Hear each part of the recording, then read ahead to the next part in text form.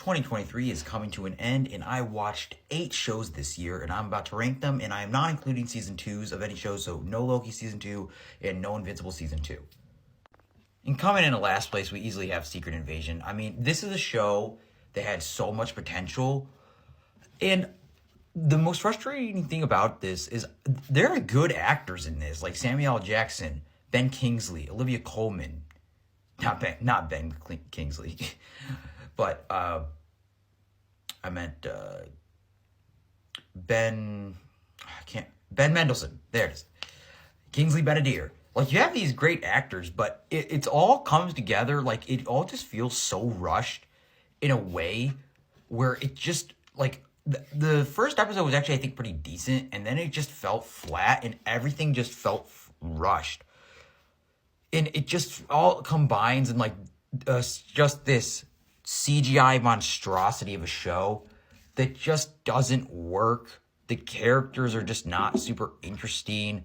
The action is not memorable. And it tried to be like this serious spy espionage thriller show. And it's not really that, like, thrilling. You're never really fear for any of the characters. It feels like there's no real stakes. Like, they kill off some characters in the first episode just for, like, shock value. And it just makes it feel, like, disrespectful rather than, like, actually earned. And this feels like a show, it was just made just to try to be, like, all serious. And it just failed in every way. And coming in 7th place, and this is way, way higher than 8th place. This is actually a good show. It's got to go to A Small Light.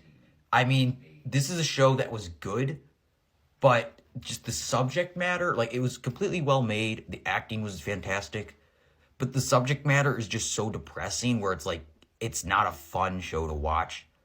It's like based on, like, the woman and who hid the Frank family during World War II, and the acting is fantastic, especially from Liv Schreiber as Otto. And it's a show where you watch it, though, and you just feel sick. Like, you're like, this isn't... It's a fantastic show, but it's a show where it's like, you wouldn't want to say, oh, I want to watch this good show, and then put on this. It's just a show you leave just feeling sick, just feeling just awful, and just seeing these, like, things that really happened. And it's all, I mean, which of course is intentional. Like, it should be sick and it should be sad. And there's nothing wrong with this show. It's just, I mean, this is just not the show that, I mean, and I thought this was a good show. And this is just like the kind of show where it's like, you're just watching sad stuff and it's good, but it's just too sad, which it should be sad, but just not really a show I would ever revisit. And coming in at 6th place, we have Kaimo. I don't know if I pronounced that right. Generation Fire. And I thought that the show was really, really cool. It's an episodic show where we're just seeing, like, there's 10 episodes and we're just seeing, and all of them have these very beautiful, very unique styles of animation. And it's all kind of dealing with different cultures of different African countries. And it's just a lot of fun to see. I think that the animation is awesome as well as the action. And these episodes are only around like 12 minutes, or maybe they're like 12, a little over that. Or they're very short, though. Maybe they're like 15 minutes. But they're all able to tell like a complete, compelling story, as well with beautiful animation. And just seeing all these different cultures, I just thought was just a blast to watch. And it's a show that it's just like, hey, I want to see more of this. Like, if we could somehow see like sequels to like a season 2, like, I thought that this was just really cool, just seeing these different cultures of, like, and these different characters, just a blast to see, and just so many different beautiful, unique animation styles. I thought this show was fantastic. And coming in at 6th place, we have My Adventures with Superman. And this episode was great. Or, this show was great. I meant coming in at 5th place is My Adventures with Superman. And this is a show where it's like, this is what Superman needs to be. This show was fun. It had, it was very lighthearted. The animation was awesome. And it's a show where it's like you're watching it and you're like, this just is a feel-good story. And this is what Superman should be. And I feel like in most recent years, like in the live action, like Superman has kind of been more like dark and depressing. Like, that's not what Superman should be. Like, I just like think that this show was really fantastic. And it just had the most charming characters. Of course, Superman himself, Lois Lane, Jimmy Olsen. They were all just a blast to watch throughout, and it's the kind of show, like, I mean, you want to have a good time, you can put this show on, and it's just a blast to watch. And coming in at fourth place, we have Gen V.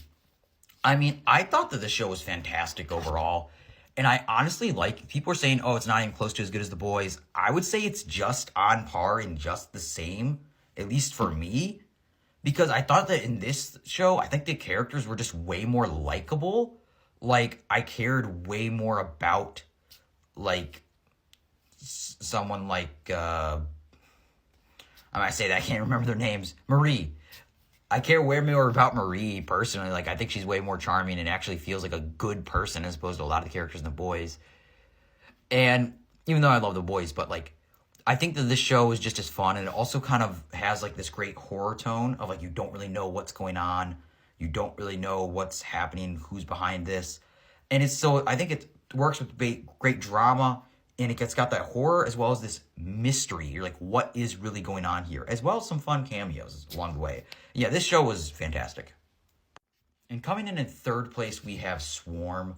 And this is a show where I really, really dug this show. And it's just so unique as the character, like, these are very short episodes. I believe they're only around half an hour. There's around 7 or 8. And it's just about this obsessed fangirl of this fictional pop star called Nyjah, who's supposed to be like a metaphor for Beyonce, and how Beyonce's fans are called, like, you know, the Beehive. This is called the Swarm. And like, after she experiences like a loss, she kind of goes on this downward spiral where she's literally just tracking down like who hates this pop singer, tracking them down, like, and then maybe they commit like a crime and killing them. And it's just so disturbing. And it's all done in this way. And like, you have like these, like, you could hear these beehive noises just to kind of give you that eerie feeling of just like, what is happening? And this character is slowly losing her mind. And it's a show where I watch, and it's not getting a season 2, I don't think, but it ends in a way where you're like, what really happened? But at the same time, you're like, I want to know, but I'm like, ooh, let's not reveal what happened just to keep it as this great mystery. So it's this awesome, almost got like this horror tone, as well as just, it's like I said, it's just eerie. Like, it's not like a horror show at all, but it's one of those shows you're watching and it's like, something just feels off. And I mean, of course, our main character is literally killing people. But like, she's somehow, like, in a way, like, you can tell this girl's not right in the head, but she somehow in a way is charismatic enough for us to not hate her. In more of a just way, it's like, can you just go see a therapist instead of, we understand you're grieving, but I think there are better ways to deal with it. So yeah, I thought that this show was just really weird and fantastic. And coming in second place, we have One Piece. I have never seen the anime. I have never read the manga. I'm not reading like 1,000 pieces of manga and 1,000 episodes. But I just checked out this show because I thought it looked fun.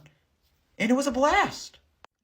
I mean, Luffy is such a charming character. Like, he is so almost hopelessly optimistic, where you're in a way where you're almost like kind of feel bad for him. And at the same time, he is so charming where like you are just having a blast with all of these characters. Or whether it's Sanji, like right here, who wants to be this chef and he wants to be a great cook. And they all just have these excellent motivations. And you're hearing about all these characters and about their past, about what their motivations are and why they are the way they are. And it's just so engaging in a way where even though it feels like that we're not even really going anywhere, you just love these characters so much where it's like, you don't care. This is just so much fun.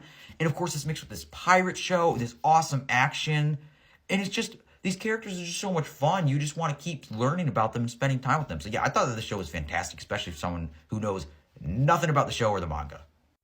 And coming in at number 1, we have The Last of Us. I mean, this is pretty easily a number 1 show. I thought that the drama in this was fantastic. Episode 3 was just, it was perfect. And I have never played the game either. So I went into this with basically no expectations, and I thought it was fantastic. And it literally handled everything that I love perfectly. Like the horror. There was awesome horror with like the clickers. And there was, of course, like this is the zombie virus. And they have an interesting reason as why this virus actually happens. And of course, Bella Ramsey is Ellie. Like I said, I've never played the game, but she's awesome too. It's just, Pedro Pascal is just great too. I can't wait to see him as Mr. Fantastic if that's true. But this show is fantastic. Definitely the best show of the year. So yeah,